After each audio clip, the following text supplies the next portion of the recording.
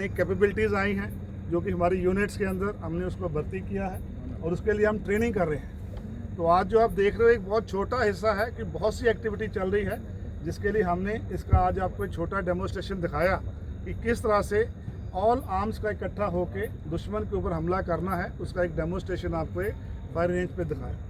जैसे कि मैंने पहले बताया, हमारा फोकस है मैक्सिमम ट्रेनिंग नाइट को हो, ताकि जो लड़ाई लड़ने की क्षमता है हमारे सोल्जर्स में, उसका नाइट ट्रेनिंग बहुत अच्छा होना चाहिए।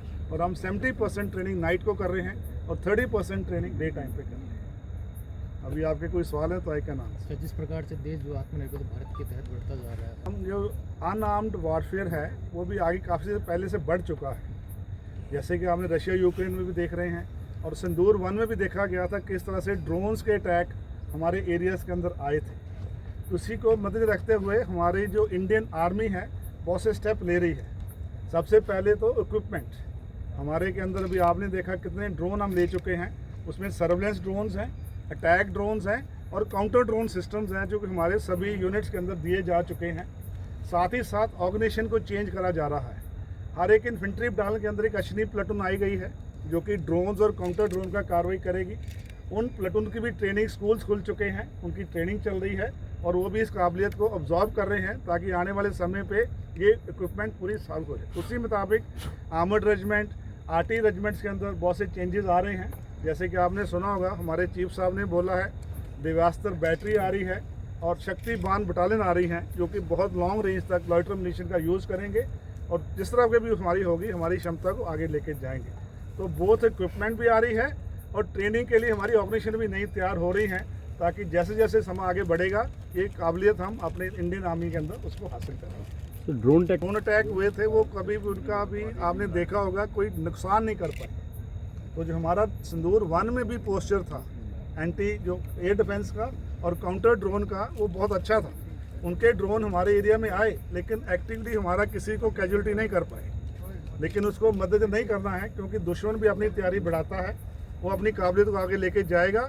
इंडियन आर्मी भी उस तरह तैयार हो रही है। तो जैसे मैंने बताया बहुत सी नई इक्विपमेंट ईपी रूट के जरिए जो कि कमांडर्स को प्रोविजन दे दी गई है और कैपिटल रूट के जरिए इक्विपमेंट आ रही है।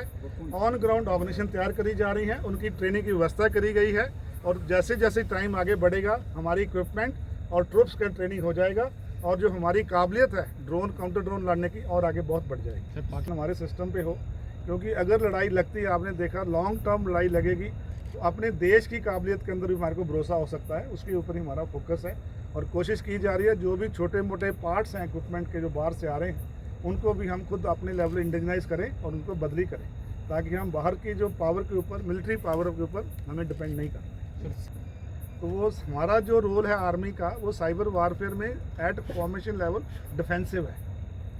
तो वो हमारी काबिलियत हम अपनी कैसे प्रोटेक्ट करें इंडियन आर्मी की यूनिट्स को फॉर्मेशन को साइबर अटैक से, उसके लिए हमारे पास ऑर्गेनाइजेशन है, हमारे पास ट्रेंड मैन पावर है और सिस्टम्स हैं ताकि दुश्मन हमारे सिस्टम को अटैक ना कर पाए।